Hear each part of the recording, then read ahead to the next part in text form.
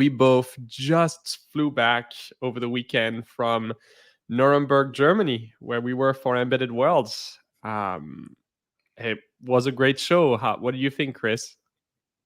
It's yeah, no, it was a fantastic time. It's not every day you get 27,000 or so people in one place to talk about embedded hardware and sort of like where the space is heading and really geek out over all the cool new stuff out there. It's a lot of fun. It's wild to think that there even are 27,000 people who want to talk about embedded technology, but here we are. It was your first. It was your first time. What did you think? Anything surprise you? Anything kind of stood out?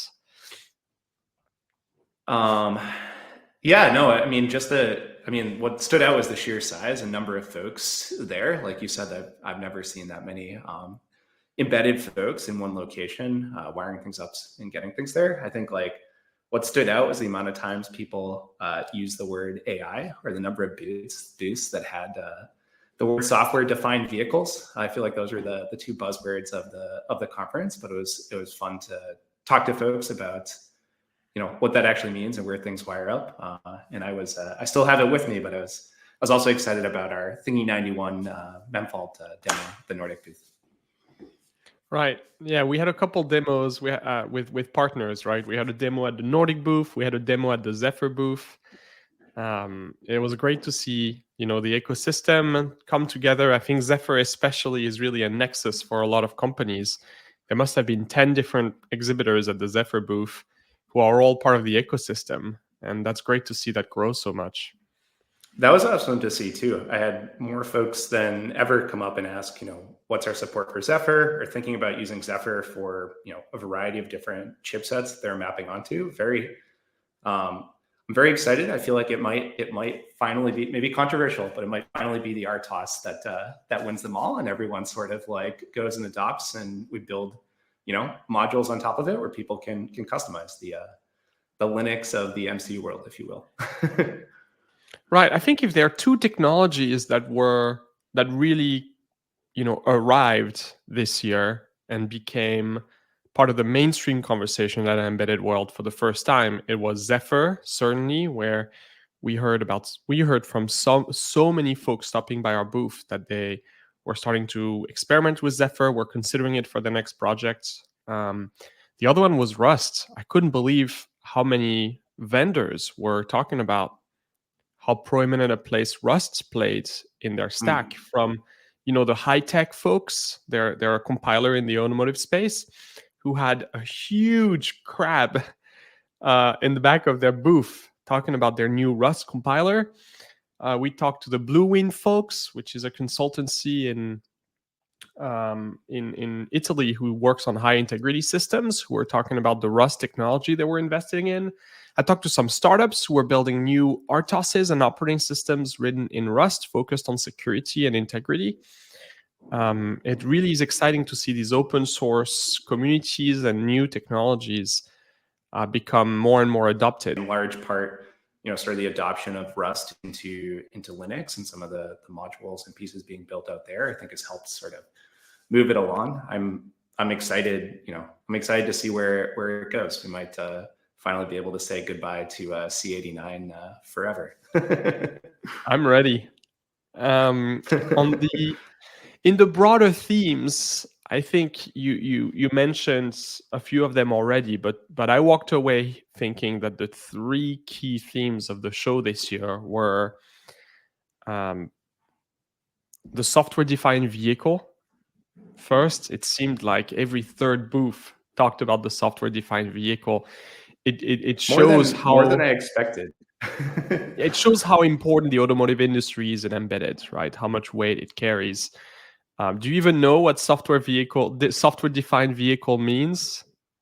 Well, I mean, haven't all vehicles been running software for a long time, Francois? Right, that's my thought. But I've been digging into it. I think in essence, I think the way people are describing it is more or less, cars or vehicles that can get feature updates, improvements, sort of autonomous driving upgrades over the air. So basically the concept that, from a common platform stack, many different use cases can be covered, and quality and reliability of the car's performance can be optimized over time using over-the-air updates.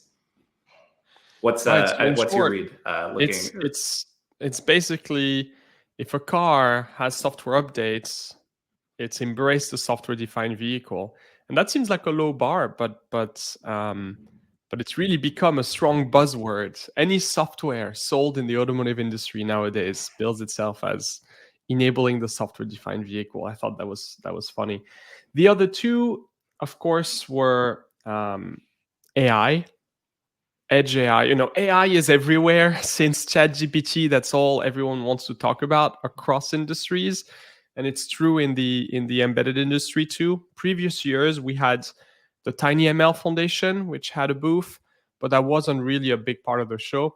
This year it seemed AI was on everybody's lips. Everyone wanted to talk about how AI enabled their solution was, or how they enabled AI at the edge. Was there anything that you saw on the AI side that was neat, that you were pretty excited by? Yeah, there were also some folks. There were also some advertisements like building out our AI strategy for the last 15 years, and I was like, it's a bit of a stretch on the pitch there. I thought one of the more interesting AI applications, or sort of like more readily applicable AI applications I had seen, was, I'm trying to remember the name of the company. I believe they're a startup, but they're basically feeding reference manuals and data sheets into basically like a ChatGPT equivalent, and using that to answer questions about, how do I tune this peripheral, or sort of like generate the code that will initialize, the SPY bus or I2C driver, or other things. Some of these, wading through thousands of pages of these reference manuals, sometimes finding the fine print of like what you actually need to tune to optimize power, or the quirks of how something works. I thought that was an interesting kind of interesting application of AI at the conference. Obviously, there were a lot of folks device side that were doing things around faster kind of like voice dictation, speech to text type algorithms, which I thought was interesting. I think those were some of the ones that stood out to me. How about you? The startup, I talked to that startup too. They're called Embeds. They're based out of the UK. Great folks. Yeah, the idea that you could feed a datasheet to an algorithm and get a driver back, that sounds pretty nice. I've wasted a lot of time writing driver code. There were quite a few, I would say, algorithm in a box powered by AI. So for example, I saw atrial fibrillation detection. I saw different anomaly detection algorithms, a lot of machine vision algorithms that were AI based that I thought were very interesting. Though not all of them were AI based. I'll tell you my favorite demo at the show, not anything particularly cutting edge, I think, but it was a barcode scanner that could scan. The company sold machine vision software, but traditional approaches, not AI based. And their demo was basically a spinning disk on a table, and that spinning disk had different barcodes on it, and it was spinning super fast. And they had a little knob where they could control the speed of the spinning, but spinning fast enough that your eye couldn't even see the barcodes on the spinning disk, right? And the barcodes on top of that were all kind of non-ideal. Like some of them had, a marker had been like driven across them. Some of them had like tears. They were meant to be real world, like barcodes who've gone through something. The saddest barcodes. The saddest barcodes. And they had a camera on top, and they would show real-time scanning of those barcodes and how long the camera took to scan the barcode and kind of resolve the code, the underlying URL or serial number. And it was like 2 milliseconds. And they were scanning. You could see the system scanning barcodes at probably millions or thousands per minute, right? I thought that was really super impressive. Not AI, but I love that demo. Even though it's not. I would never. I'm not the buyer for it. It's an interesting problem. I wouldn't have honestly. I'm sad I missed that booth now. I wouldn't have even thought about it as something being solved. That's very neat. I think the third topic, by the way, after AI was of course cybersecurity. Cyber Resilience Act.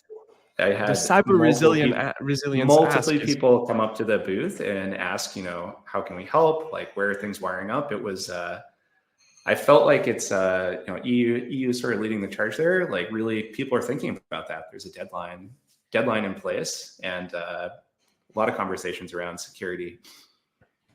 For those listening who haven't heard about it, the Cyber Resilience Act is a new law passed by the EU, which requires connected devices, among other things, it requires connected devices sold in the EU to comply with new cybersecurity requirements that are actually quite extensive. They include having software updates, they include vulnerability management, they include active, like, designing your devices to avoid some common types of threats.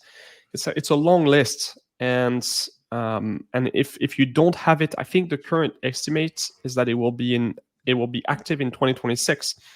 So by 2026, devices that don't meet the CRA will not be able to be marketed and sold in the EU, which is huge. And the US is also looking at regulation that goes along those lines, more of a voluntary scheme that is sponsored by the FCC called the Cyber Trust Mark. So there's a lot of activity, regulatory activity, and it's clear a lot of companies building hardware and electronics are concerned and trying to stay on top of those changing regulations. And so it's a big opportunity for vendors to come in and provide solutions. I noticed several companies who had Cyber Resilience Acts just written across their booth. What do you think? What do you think is going to be the biggest change we see in the near term? A higher percentage of it's crazy to me, but there's still a lot of companies out there building their first connected product. I think, my device is going to be perfect. There's no issues that were there. I don't need OTA.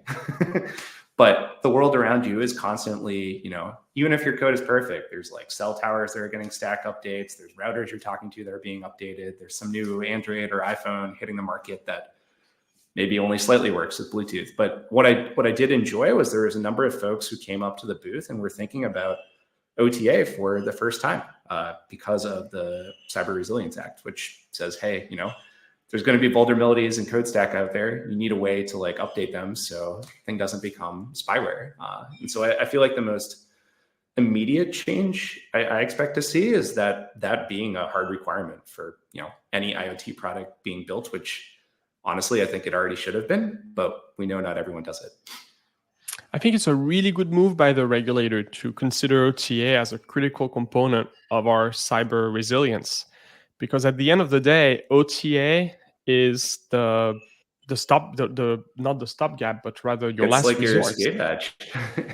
It's your escape hatch, exactly. If you have a device, it will eventually. You can't test everything, you can't catch everything in the design and development phase. As I often like to say, even NASA doesn't catch everything, and they really test their devices extensively. So if NASA can't iron out every bug, certainly consumer electronics companies won't. And so OTA guarantees that if a problem does occur in the fleets, in the fields, you have a chance of updating your device and trying to come up with a workaround or a patch. If you don't have OTA, that's it. Your device is compromised forever. Moving on, any other takeaways that you walked away? The last one I'd add there that I thought was interesting is people starting to think about. So as part of the Cyber Resilience Act, there's also a component of understanding our monitoring devices in the field to understand, are there incidents taking place, are their connections, basically is there anomalous behavior that might be a security breach of the device out there. And I thought that was interesting too, because to date there's still a lot of folks who don't necessarily think about how do I get that perspective from all the devices in the fleet, like what they're doing, what's happening to them, is there some intrusion taking place. Had some good conversations around that as well. I felt very validated that Memfault has a role to play in this cybersecurity story, right? Observability is how we will understand the security posture of these devices. So I can't wait to continue exploring. I'm excited. People are upping the level of seriousness when it comes to security in connected devices. I think that's something that's needed to to be jump started for quite some time now. It's long overdue. Long overdue. Any other takeaways that you walked away with? Not necessarily from the booths or the key themes, but rather things that came up in one-on-one conversations you had with people that you thought, wow, that's interesting. I really should think more about this. Or, basically, what were the things that maybe weren't on everybody's lips, but that you took away as important kind of early signs of things you were thinking about or were thinking about? I guess there's a couple components there on the technical side. Like, we continue to see more and more customers building out cellular based applications. And the more I talk to folks from different parts of the world, the more fragmented I learn like the cellular stack is. So I had some interesting conversations with folks in the UK about sort of like split NB-IoT, LTE network, how hard it is to kind of get things to like connect or wire up there. I talked to folks deploying devices into the US the first time, or deploying into Europe for the first time, or sort of like highlighting some of the challenges with bands and like what's in place there. And it's something I've been spending a lot of time thinking about on our side in terms of like, what can we collect inside our Memfault SDK that helps people fine tune this stuff in, out of the box, versus taking like months or years to have to map out how do all the different like cellular towers interface or interact with each other. I think like that was interesting to me. I think as sort of at a higher macro level, I think the number of booths that were sort of like adding on top of hardware was some sort of like software application, like basically just a lot of talk of software at effectively a hardware conference, in terms of, seeing trends like Rust, talking about over the air updates. The booth across from us had pretty sweet software graphics stack to give people like easy ways to update their displays, software defined vehicles. But I think in general, that theme or that trend of embedded hardware and how you differentiate yourself being the software stack that sits on top of it is becoming more and more prevalent year over year, even more so than the last couple of years. Yeah, that's really stark. Embedded World is really becoming a software conference. And first, just the number of software vendors has exploded. I mean, the first year I went, which was only 5 years ago, there was only one hall where there were software vendors. And now it feels like they're in every hall. It's just spread everywhere. That's number one. Number two, it's those booths are the software areas, the software booths have the one that are the most heavily attended. So people are coming to talk about software to Embedded Worlds, right? If you walk through the areas of the show that are talking about display technologies, it's a ghost town. And then you get to the cybersecurity areas and the software areas, and you can't even, you can barely walk through the crowds. It's so dense. So really, software has become the main theme of the conference. And then I think, just the number of new vendors and the amount of innovation in the software sides is awesome. There were, I think, the startup area has steadily grown at Embedded Worlds. The first year I went, there were 8 startups in that startup area. Now they actually had multiple startup areas because there were so many startups. I think there were maybe 30 or so startups exhibiting. And many of them, of course, building new innovative software solutions to serve the industry. So that's really a trend that is obvious and continuing to gather steam, and a big change that is clearly happening in the industry. I hope folks come to Embedded World in Austin. I'm sure that it will be a really good show. Hearty barbecue. I guess hearty barbecue to replace the potatoes and sausages of Nuremberg. It will be kind of grits, mac and cheese, and barbecue, and briskets. It will be great, and we'll certainly be there. On a personal note, I really enjoyed all the folks who came up to the booth and mentioned they had seen one or some of our articles on Interrupt over the years. It's I don't know. I like to say I wrote stuff that I spent 5 years trying to figure out that I wish just existed, and it's been awesome it was awesome to get stories firsthand from folks who had found it and saved themselves a bunch of time debugging a hard fault or setting up a bootloader or learning how Bluetooth works. And I heard it seemed like people were fans of our socks too. Well, more of those. Yeah, the interrupt socks were a hit. The interrupt socks were a hit. I saw them trending on Reddit. Chris, thanks for sharing your thought. It's, last week went by real fast. So many interesting conversations. If others who are listening have insights they want to share from Embedded World, we'd love to hear them. And in the meantime, I hope you have a great rest of your day. You too.